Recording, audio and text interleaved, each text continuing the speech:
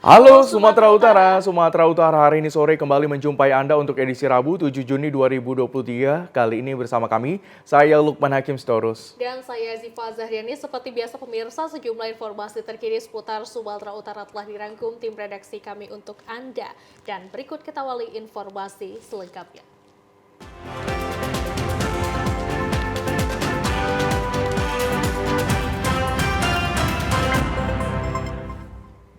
Saudara terbukti menjadi kurir ganja lintas provinsi seberat 1,3 ton, terdakwa Mawardi mendapat vonis hukuman mati. Mawardi tersangka melakukan demi biaya berobat ibunya yang sakit.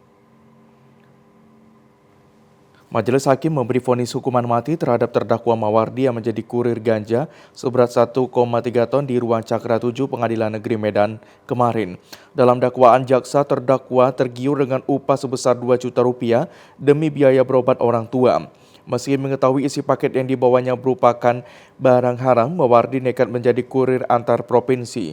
Petugas kepolisian berhasil menangkap Mawardi saat melintas di Jalan Jamin Ginting, Kota Medan pada tanggal 12 Desember 2022. Dari hasil penangkapan yang dilakukan Polrestabes Medan, isi paket yang dibawa Mawardi berisi ganja seberat 1,3 ton yang dikirim dari Aceh. Dalam sidang beragendakan pembacaan putusan di Pengadilan Negeri Medan, Majelis Hakim Muhammad Yusafri Hardi Girsang menyatakan perbuatan terdakwa terbukti melanggar pasal 114 ayat 2, Jungto pasal 132 ayat 1 Undang-Undang Nomor 35 Tahun 2009 tentang narkotika. Atas perbuatannya, Majelis Hakim menjatuhkan vonis hukuman mati sesuai dengan tuntutan jaksa. Kamu punya hak terima pikir-pikir ataupun banding. Pengadilan menjatuhkan pidana mati. Demikian perkara ini dinyatakan selesai dan ditutup. Majelis Hakim Muhammad Yusafri Hardi Girsang menjelaskan atas keputusan ini Mawardi mengajukan banding. Kita ke informasi lainnya pemirsa, lahan persawahan seluas 50 hektar lebih milik masyarakat Dusun 1, Desa Padang Langkat, Kecamatan Gebang, saat ini sudah tidak bisa ditanami benih padi. Menyikapi hal tersebut, Sri Kandi Walhi Sumatera Utara meminta aparat penegak hukum segera bertindak tegas karena menyangkut hajat hidup masyarakat.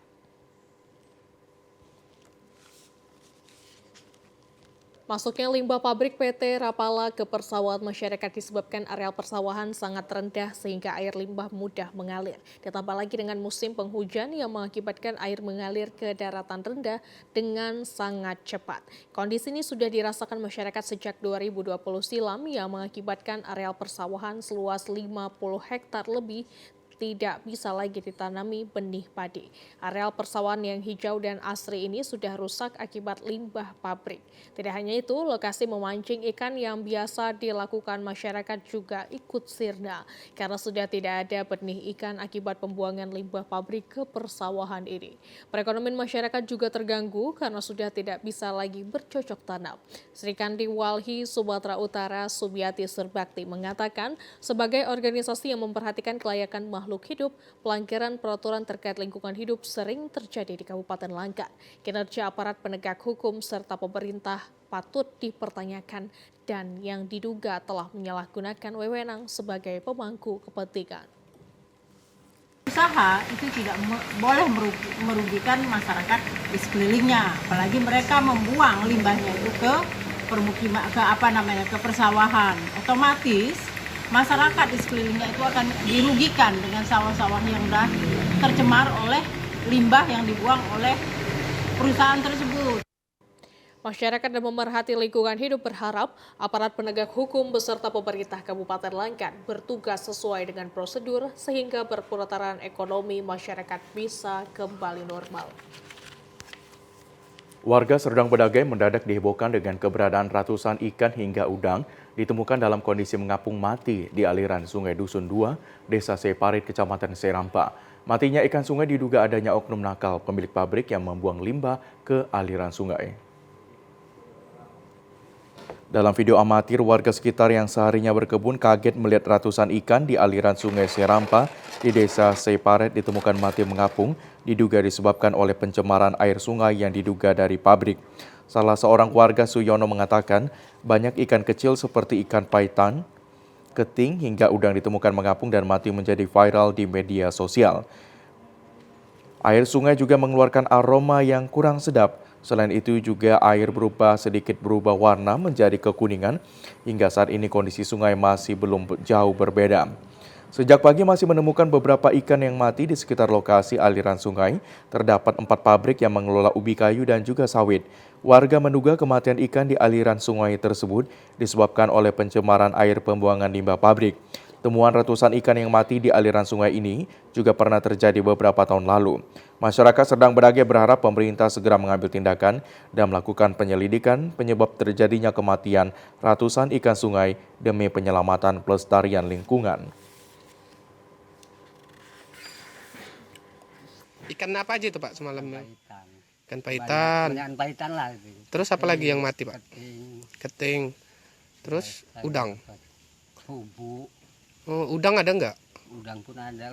Udang kecil tapi. Udang kecil bermatian. Bau nggak Pak semalam? Bau. Bau apa itu Pak? Seperti apa baunya Pak? Namanya limbah itu bau apa itu kan gitu. Jadi selain ikan mati semalam ditemukan juga air yang bau ya? Ya bau memang. Pemirsa, seorang pemuda warga desa Bandung Raya, Kecamatan Panombean Pane, Kabupaten Simalungun, hanyut di Sungai Asahan, Desa Siantar Utara, Kecamatan Parmaksian, Kabupaten Toba.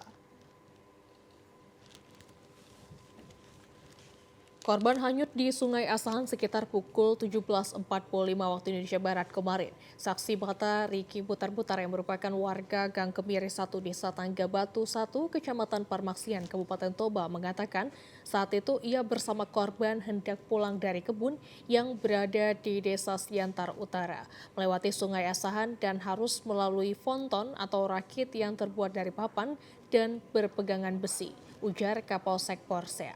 Pada saat itu, posisi ponton berada di seberang, dirinya dan korban tidak bisa naik ke ponton tersebut namun berusaha menyeberangi Sungai Asahan dengan berenang dan berpegangan pada besi ponton. Saat berada di pertengahan Sungai Asahan, korban tidak kuat lagi berpegangan besi dan berusaha berenang tanpa memegang besi. Karena korban kurang pandai berenang, akhirnya tenggelam dan hanyut terbawa derasnya arus Sungai Asahan. Pada saat itu dirinya tidak melihat korban lagi dan memberitahukan kepada orang yang berada di lokasi. Korban atas nama Anju Rahjumi Pasaribu telah tenggelam terbawa arus sungai. Kemudian ia bersama warga dan aparat keamanan langsung melakukan pencarian hingga hari mulai gelap, korban tidak ditemukan. Pencarian dihentikan dan dilanjutkan pagi tadi bersama tim Basarnas yang turun ke TKP. Ketika mau pulang kerja lah kami dari sana Pak, posisinya rakit udah di seberang sini, jadi karena dia nggak sabar nunggu rakit, dia pun coba berenang. Pertamanya ini megang tali, kira-kira kurasa karena nggak sanggup ataupun nggak sabar, coba dia berenang kemari. Dia coba berenang kemari, makin kemari, tiba-tiba hilang di sini. Koordinator Posar Parapat Basarnas Hisar Turni mengatakan pihaknya telah mendapat laporan dari Camat Parmaksian kemarin sekitar pukul 23 waktu Indonesia Barat. Dikarenakan waktu tersebut tidak memungkinkan melakukan pencarian sesuai dengan SOP Basarnas, maka pencarian korban dilakukan pagi tadi mulai pukul 08 pagi tadi. Tim Basarnas telah melakukan upaya pendeteksian di lokasi tempat korban hanyut dan menyediakan perahu untuk menyisir Sungai Asahan. Namun hingga saat ini korban belum ditemukan. Hisar menjelaskan saat ini tim Basarnas sedang melakukan upaya pencarian korban dengan menggunakan peralatan yang ada sesuai dengan SOP pencarian. Arus sungai yang deras menjadi kendala bagi petugas tim Basarnas melakukan penyisiran pencarian korban.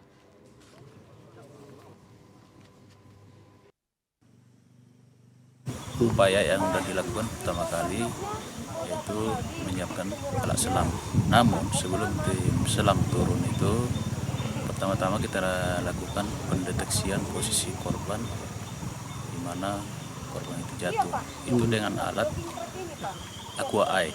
Jadi sampai saat ini sorti pertama masih sorti hingga sorti kedua masih belum membuahkan hasil. Tim SAR gabungan masih tetap berusaha di tempat kejadian.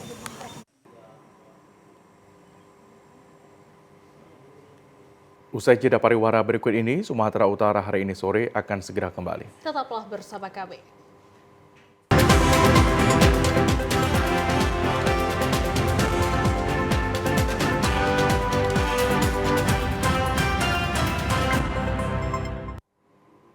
Terima kasih Anda masih bersama dengan kami dalam program Sumatera Utara hari ini. Pemirsa, ratusan masyarakat desa Singkungan 1, Mandailing Natal menyampaikan aspirasi ke gedung DPRD Madinah menuntut hak plasma sebesar 20% dari total luas yang diusahakan kebun PT Sawit. Maksud kami kebun sawit PT Rendi Permata Raya di Desa Singkungan 1. Usai melaksanakan sholat subuh berjamaah di Masjid Agung Nur Ala Nur Payabunga, ratusan masyarakat desa Singkungan 1 menuju gedung DPRD daerah Mandailing Natal untuk menyampaikan aspirasinya. Mereka menuntut difasilitasi penyelesaian dengan pihak perusahaan perkebunan di desa mereka, di mana tuntutan masyarakat desa Singkungan 1 ini agar hak plasma masyarakat sebanyak 20% dari total luas yang diusahakan PT Rendi Permata Jaya. Masa yang mayoritas kaum ibu dan bapak ini juga membentang spanduk dan protes terkait plasma yang hingga saat ini belum dapat terrealisasi. Karena hak plasma yang seharusnya didapat sekitar 700 hektar belum menemukan titik terang. Sehingga masyarakat menyampaikan aspirasi ke DPRD Madinah, masa juga mengancam agar bermalam di gedung serbaguna jika tuntutan mereka tidak terrealisasi. Mereka menyetujui nggak yang 20% atau sekitar 700-an hektar itu? Mereka tidak menyetujui. Berapa yang mereka hanya mau memberikan 200 hektar dari dalam HGU. Nah, sementara sisanya itu dibangun di luar. Kalau tidak sisanya berapa tuh? Sisanya itu sekitar 500 lebih. 500.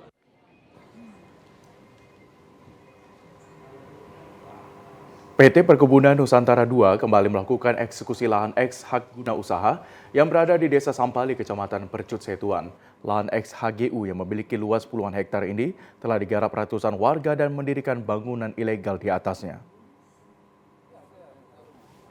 Ratusan petugas gabungan Satuan Polisi Pamong Praja TNI dan Kepolisian melakukan eksekusi lahan eks HGU milik PT PEN 2 di kawasan Desa Sampali, Kecamatan Percut Setuan. Eksekusi pembebasan lahan ini merupakan lanjutan eksekusi yang telah dilakukan sebelumnya. Saat ini terdapat ratusan bangunan yang tidak memiliki surat resmi berdiri di atas lahan eks HGU PT PEN 2. Pada saat eksekusi, petugas gabungan sempat mendapat perlawanan saat akan merobohkan sejumlah bangunan rumah warga yang berdiri di atas lahan ini. Selain mendapat perlawanan dari warga, juga dari pengurus pondok pesantren yang berdiri di atas lahan eks HGU ini. Ratusan pengurus dan santri pondok pesantren mencoba menghadang petugas dan alat berat yang akan merobohkan beberapa bangunan rumah. Kepala Desa Sampali Muhammad Ruslan mengatakan, sebelumnya telah dilakukan sosialisasi dan pemberitahuan terhadap keabsahan lahan yang warga tempati. Namun beberapa warga tetap bersikeras bertahan dan meminta ganti rugi kepada PT PN 2. Ya, ini eksekusi lanjutan yang kemarin, Pak, karena memang kemarin terbengkalai waktu, jadi hari ini lanjutan yang kedua. Ada berapa rumah hari ini Pak Kades? Hari ini kalau nggak salah sekitar 5 rumah. 5 rumah ya. 5 pesantren. Tadi sempat ada perlawanan juga dari masyarakat. Dari masyarakat. Untuk pesantren sendiri gimana Pak Kades? Ini lagi sih dinegosiasi dengan pihak PT PN.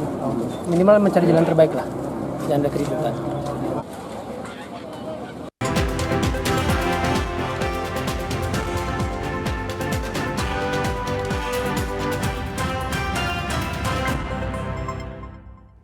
Saudara, HKBP Sri Gunting Resort Sri Gunting menjadi salah satu gereja di distrik 10 Medan Aceh yang terus melaksanakan pembangunan, diantaranya sarana gedung sekolah Minggu lantai 2 yang telah rampung saat ini. Gedung sekolah Minggu lantai 2 yang berada di depan gereja telah rampung setelah melalui tahapan pembangunan. Dengan rampungnya pembangunan gedung sekolah Minggu lantai 2 ini dilakukan peresmian oleh Eporus HKBP Pendeta Dr. Robinson Butar-Butar. Peresmiannya ditandai dengan penandatanganan prasasti peresmian gedung sekolah Minggu lantai 2 dan memeakon batu ojahan atau peletakan batu atas yang disaksikan Preses HKBP Distrik 10 Medan Aceh, Pendeta Henry Napitupulu MTH, yang diikuti nyanyian pujian oleh jemaat. Sementara pengguntingan pita dilakukan oleh Nyonya Eporus HKBP dengan liturgis Pendeta Resort HKBP Sri Gunting, Pendeta Darwin Sihombing, STH. Setelah dilakukan peresmian gedung sekolah minggu lantai 2, maka teras di gereja ini Eporus HKBP bersama jemaat bernyanyi bersama ketika hendak memasuki gereja yang disambut tarian anak sekolah minggu untuk melaksanakan kebaktian minggu pertama. Pada kebaktian minggu, liturgis adalah Preses HKBP Distrik 10 Medan, Aceh dan pengkhotbah Eporus HKBP. Pada kebaktian minggu ini dilakukan acara mamekon batu ojahan atau peletakan batu alas. Peletakan batu alas ini ditandai dengan nyanyian pujian dan pembacaan nats Alkitab oleh Eporus HKBP. Sementara agenda liturgis adalah Eporus HKBP dan Preses HKBP Distrik 10 Medan Aceh serta Kepala Biro Jemaat. Sedangkan pembacaan surat perjanjian oleh Pendeta Resort HKBP Resort Sri Gunting. Usai pembacaan surat perjanjian dilakukan peletakan batu alas oleh Eporus HKBP. Setelah peletakan batu alas dan kebaktian minggu dilanjutkan dengan acara pesta. Acara pesta diisi kata-kata sambutan dan pemberian ulos oleh Eporus HKBP kepada jemaat dan undangan, serta lelang termasuk penampilan tarian anak-anak sekolah minggu untuk menggalang dana. Pada hari ini, gereja ini seluruh umat melakukan ibadah yang sangat penting di HKBP, yaitu ibadah dalam bahasa Batak disebut mameakon batu ojahan.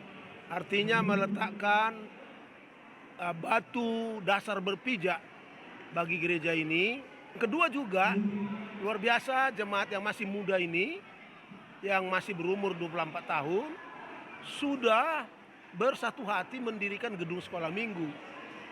Dengan tujuan agar anak-anak HKBP di sini, yang adalah generasi penerus bangsa kita, dapat dibina, dilatih dengan baik sehingga mereka mengenal siapa mereka sebagai anak-anak Tuhan, tapi juga mengenal Allah yang menciptakan mereka, yang menyelamatkan mereka, yang menuntun mereka di dalam hidup ini, sehingga dengan dibina di gedung sekolah minggu setiap minggunya, mereka akan menjadi anak-anak HKBP yang hebat.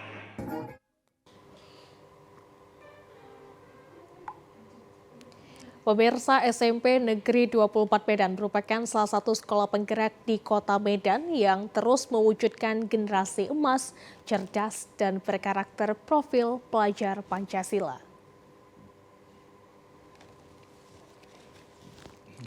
SMP Negeri 24 Medan dalam mengimplementasikan generasi emas, cerdas, dan berkarakter profil pelajar Pancasila diwujudkan dengan cara panen karya dan pelepasan siswa kelas 9 kemarin di halaman sekolah ini.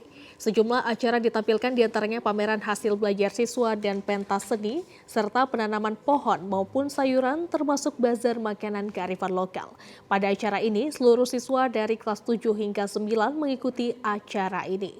Pejabat Dinas Pendidikan dan Kebudayaan Kota Medan, Komite Sekolah, Pengawas Manajerial Sekolah, orang tua siswa, fasilitator sekolah penggerak dan Muspika Medan Deli, serta Kasat Lantas Polres Labuhan Belawan, termasuk pembina Kartini KSJ, juga anggota DPRD Kota Medan, Ishak Abrar Mustafa Tarigan, hadir sekaligus menyampaikan kata sambutan. Pada acara ini ditampilkan oleh siswa hiburan tarian multietnis secara bergantian termasuk penampilan drum band, juga hiburan profil pelajar Pancasila. Sebagai ungkapan penghargaan dilakukan penyerahan plaket kepada Kepala UPT SMP Negeri 24 Medan periode 1 hingga periode 7. Sementara itu guna menghijaukan lingkungan sekolah ini juga diberikan bibit pohon oleh Yayasan Budaya Hijau Indonesia kepada Kepala SMP Negeri 24 Medan Rohanim. Selain itu, juga dilakukan penandatanganan MOU dengan Kepala SMP Negeri 24 Medan. Guna menyaksikan hasil karya siswa, para undangan mengunjungi stand bazar pameran panen karya siswa SMP Negeri 24 Medan yang mendapat perhatian dari para undangan. Pada kesempatan itu, Kepala Sekolah SMP Negeri 24 Medan Rohanim bersama undangan dan pejabat Dinas Pendidikan dan Kebudayaan Kota Medan melakukan penanaman pohon di area lingkungan sekolah. Kepala SMP Negeri 24 Medan Rohanim mengatakan panen karya dan pelepasan siswa kelas 9 menjadi bagian yang sangat penting dalam mewujudkan generasi emas, cerdas, berkarakter profil Pancasila. Ya, dengan adanya kegiatan pelepasan siswa kelas 9 dirangkai dengan kegiatan panen karya pembelajaran, semua siswa diberikan ruang yang seluas-luasnya untuk mengembangkan potensi dirinya masing-masing sesuai dengan minat dan bakatnya dan gaya belajarnya masing-masing. Karena sekolah ini adalah sekolah penggerak, kemudian ada berbagai proyek penguatan profil pelajar Pancasila. Salah satunya adalah iklim global, yaitu bagaimana kita merawat dan mencintai lingkungan dengan mengadakan penanaman pohon secara bersama-sama, kemudian dihadiri oleh berbagai elemen masyarakat. Labbaik Allahumma labbaik, labbaik la syarika lak labbaik, innal hamda wan ni'mata lak wal mulk la syarika lak. Saudara, sementara itu bagi umat muslim yang melaksanakan ibadah haji dan umroh, biasanya akan menyempatkan diri untuk mengunjungi Bukit Uhud atau Jabal Uhud sekaligus mengunjungi Jabal Magnet di kota Madinah, Arab Saudi. Kedua tempat wisata yang ada di kota Madinah mempunyai nilai sejarah dan keistimewaan. Jabal Uhud berlokasi sekitar 4,5 km di sebelah utara kota Madinah, Arab Saudi. Panjangnya 7 km, terdiri dari batu-batuan granit dan marmer merah dan batu-batu mulia. Gunung yang menyimpan banyak sejarah terdapat para syuhada, yakni makam 70 sahabat Nabi Muhammad yang gugur pada pertempuran Perang Uhud. Peperangan ini dikenal dengan Perang Uhud yang terjadi pada 15 Syawal 3 Hijriah atau sekitar bulan Maret tahun 625 Masehi.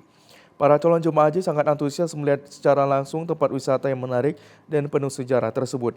Selain Jabal Uhud, para jemaah juga bisa berwisata ke Jabal Magnet yang terletak sekitar 60 km dari kota Madinah. Berkunjung ke Jabal Magnet adalah hal yang menakjubkan karena terdapat bukit-bukit batu yang membentang sejauh mata memandang. Sepanjang perjalanan, para jemaah akan melihat perkebunan kurma, gurun pasir, serta perbukitan batu yang indah dan danau buatan. Juga terlihat kawanan unta yang sedang digembalakan warga. Bahkan jemaah bisa secara langsung menaiki unta tersebut. Di Jabal Magnet, para jemaah akan merasakan fenomena alam yang langsung dibuktikan ketika mengendarai kendaraan dalam posisi tidak hidup mesin akibat kekuatan magnet yang begitu besar sehingga mampu menarik bus berpenumpang. Pengaruh magnet dimulai dari bendungan air menuju belokan ke Madinah. Kecepatan kendaraan berkurang sedikit demi sedikit padahal jalan masih menurun. Jabal Magnet suatu fenomena alam yang menarik sehingga semakin memperkokoh iman kita akan kekuasaan Allah Subhanahu wa taala.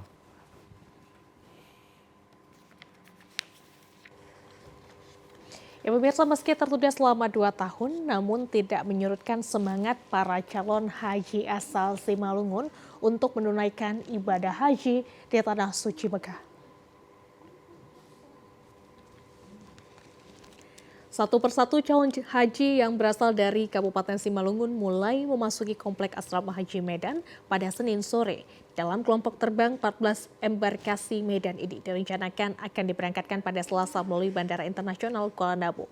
Sebelum diberangkatkan menggunakan pesawat, para calon jemaah haji terlebih dahulu diberikan pembekalan oleh PPIH Embarkasi Medan, kemudian dilakukan pemeriksaan kesehatan, dokumen, gelang haji, serta kelengkapan lainnya.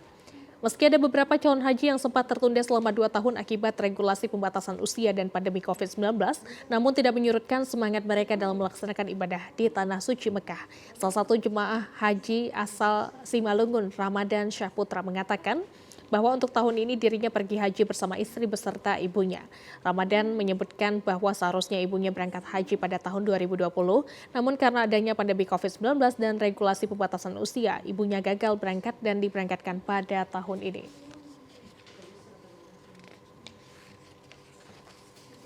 Yanti dan istri saya Sawaliana.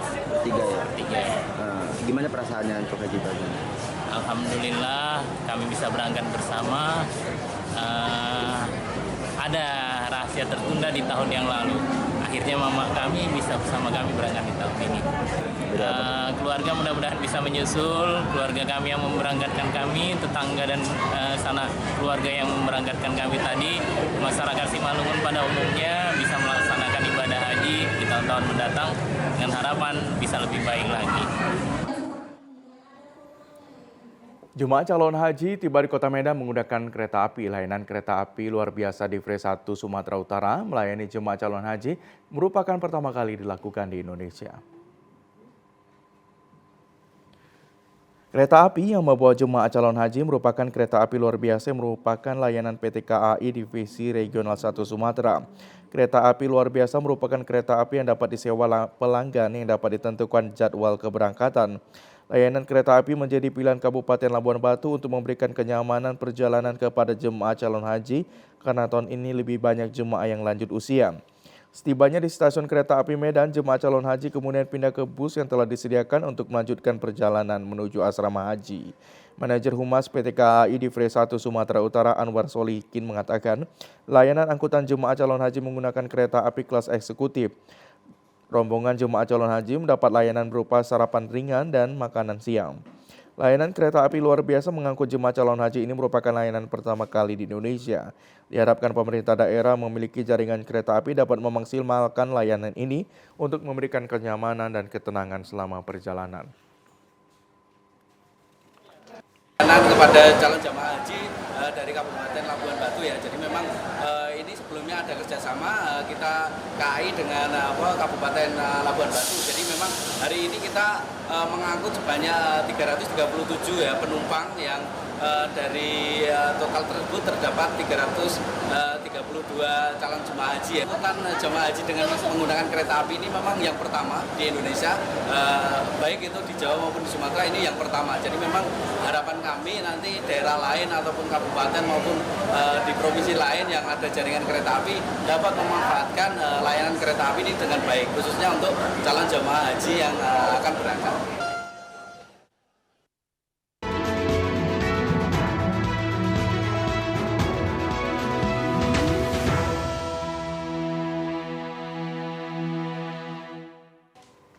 Ya pemirsa, KPU sedang berdagai sampai saat ini masih melakukan verifikasi administrasi dokumen pendukung bakal calon legislatif yang diajukan partai politik hingga tanggal 23 Juni 2023. Jika sampai tanggal yang ditentukan tidak lengkap, KPU masih akan melakukan perpanjangan sampai dengan tanggal 6 Juli 2023 yang akan datang. Saat ini KPU sedang berdagang masih melakukan tahapan verifikasi administrasi dokumen pendukung pengajuan bakal calon legislatif yang diajukan masing-masing partai politik. Adapun syarat dokumen yang diserahkan bakal calon tersebut berupa KTP elektronik dengan mencocokkan nama dan usia saat pengajuan calon legislatif, sedikitnya berumur 21 tahun.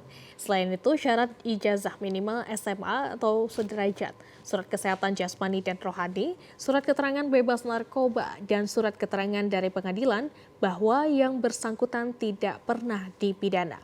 Komisioner KPU Sergei Ardiansyah Hasibuan membidangi tahapan tersebut mengatakan KPU hingga tanggal 23 Juni masih melakukan verifikasi administrasi bacalek yang diajukan parpol dan jika belum lengkap masih dilakukan perpanjangan hingga tanggal 6 Juli 2023. Apabila tanggal perpanjangan tidak juga dilengkapi, maka KPU akan menetapkan tidak memenuhi syarat sebagai peserta pemilu 2024.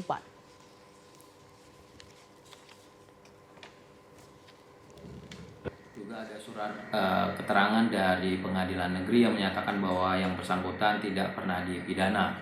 Bahwa akan kita beritahukan kepada partai politik mulai tanggal 26 Juni sampai dengan 9 Juli untuk melakukan perbaikan syarat dokumen administrasi. Persatuan Wartawan Indonesia menyatakan sikap netralitas dan independen dalam pelaksanaan pemilihan umum 2024 terwujudnya pesta demokrasi yang jujur, adil, aman, serta berlangsung sukses. Persatuan Wartawan Indonesia sebagai organisasi berkumpulnya orang-orang yang berprofesi wartawan profesional mendukung terwujudnya pemilu yang jujur dan adil demi keberlangsungan bangsa negara maju di masa depan. Dukungan pemilu yang jujur dan adil, PWI menyatakan sikap netral dan independen dalam memberikan informasi kepada masyarakat sehingga pengurus tidak dibenarkan terlibat sebagai tim sukses pemenangan peserta pemilu dan anggota partai politik. Ketua Umum PWI Pusat atau SD Pari saat menghadiri sosialisasi netralitas PWI Sumut menghadapi pemilu 2024 kemarin di Singapore Land Waterpark Batubara mengatakan, pengurus tidak dibenarkan terlibat merangkap jabatan salah satu pengurus parpol ataupun tim sukses. Apabila pengurus PWI terlibat konsultasi pemilu, maka diharuskan mengundurkan diri dari kepengurusan organisasi. Wartawan dapat melakukan pemberitaan yang netral, tidak boleh berpihak dan menyajikan informasi berita berkualitas sesuai dengan kemerdekaan pers, mereduksi berita hoax. Netral juga. Karena itu PPI Pusat tidak akan juga menjagokan siapa. Karena kita kan konsepnya memberitakan. Ya. Kalau soal hati nurani itu udah individu, biarkanlah itu pemilu kada. Tapi cara organisasi kita juga bersikap netral. Ketua PWI Sumatera Utara Variandia Putra Sinik mengatakan profesi wartawan dalam menjalankan tugas bersikap adil, independen, netral, tidak terlibat salah satu kontestan pemilu. Menjadi wasit yang adil, yang independen, tidak berpihak. Jadi makanya PWI Pusat dan Dewan Pers membuat peraturan yang lebih ketat lagi. Yang mudah-mudahan ini dipatuhi oleh seluruh anggota PWI yang ada di Sumatera. Dan macam-macam.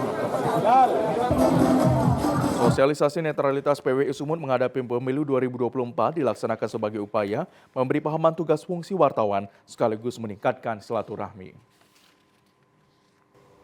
Pemirsa, pengurus Federasi Olahraga Barongsai Indonesia FOBI Sumatera Utara menargetkan 6 medali pada Pekan Olahraga Nasional PON ke-21 Aceh Sumut pada tahun 2024 mendatang. Terdapat 10 lomba, nomor lomba cabang olahraga barongsai yang akan dipertandingkan, diantaranya naga taulu bebas, barongsai taulu tradisional, halang rintang, pekingsai, taulu bebas, dan pekingsai kecepatan. Meski cabur barongsai baru pertama kali akan dipertandingkan pada arena PON ke-21, namun sebagai tuan rumah, FOBI Sumut yakin dengan target 6 medali pada ajang bergengsi tersebut. Target tersebut diberikan berdasarkan pada hasil kejurnas barongsai di Yogyakarta pada akhir 2022 lalu. Pada momen tersebut, tim barongsai Sumut meraih 5 medali di nomor pekingsai dan taulu bebas.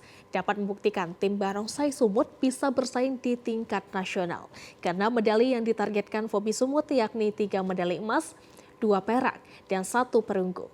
Ketua FOBI Sumatera Utara Peter Suhendra mengatakan untuk memenuhi target masih dibutuhkan kekuatan penuh berupa penambahan atlet sebanyak 31 atlet.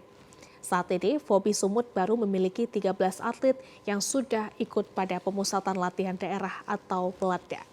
Beragam program saat ini akan dilakukan yakni mencari pelatih nasional dan internasional seperti dari Malaysia dan China. Untuk mematangkan tim FOBI Sumut juga akan membawa tim barongsai ke Genting, Kuala Lumpur, Malaysia pada Agustus tahun 2023 mendatang untuk mengikuti kejuaraan barongsai yang diikuti 20 negara dari seluruh dunia.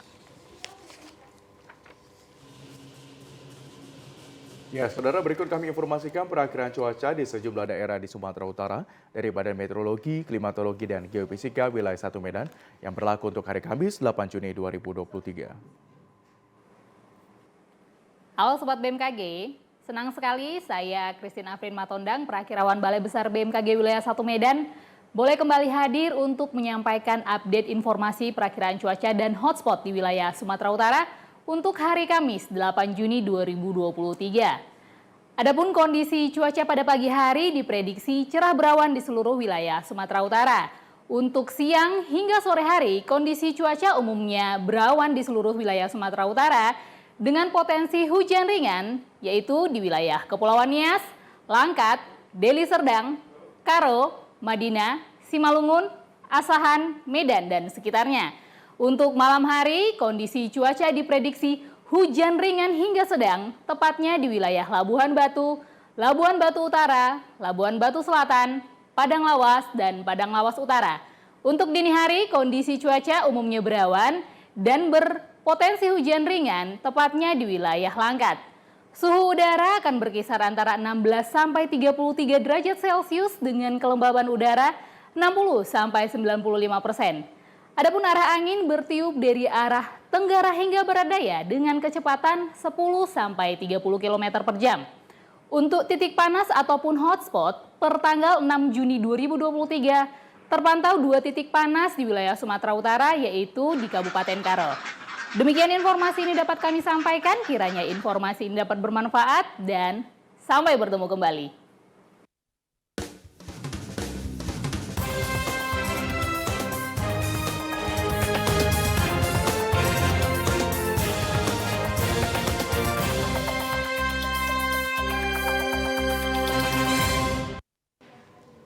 Pemirsa, penduduk yang ada di satu pemukiman dan tidak bisa pulang saat pemilihan nanti bisa mengajukan untuk dibentuk TPS lokasi khusus.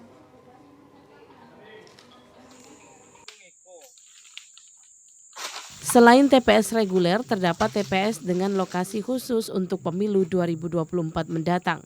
Menurut anggota KPU Kabupaten Lahat Eka Pitra, pemukiman tersebut meliputi pondok perkebunan dan pertambangan yang ada pemukiman pekerja perkebunan sawit serta pertambangan. Karena di Kabupaten Lahat banyak lokasi seperti itu.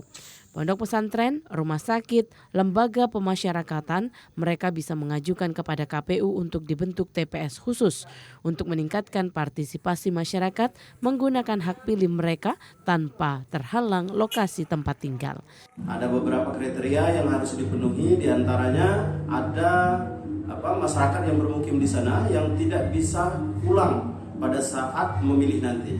Di antaranya di perkebunan, di pertambangan, atau di rumah sakit, bisa juga di panti sosial, pesantren, bisa juga tempat bencana, relokasi bencana, dan lapas. Mereka bisa mengajukan ke KPU, mengajukan surat permohonan untuk pembentukan TPS khusus. Dengan ketentuan minimal terdapat 100 orang pemilih untuk bisa dibentuk satu TPS. Namun apabila melebihi 300 orang, maka dianjurkan untuk dibentuk 2 TPS atau lebih. Rivaldo Putrawansyah, TVRI Sumsel melaporkan dari Kabupaten Lahat. Informasi tadi mengakhiri jumpa kita di Sumatera Utara hari ini sore. Mewakili kerabat kerja yang bertugas, saya Lukman Hakim Sitorus. Dan saya Ziva Zahrinis, terima kasih dan sampai jumpa.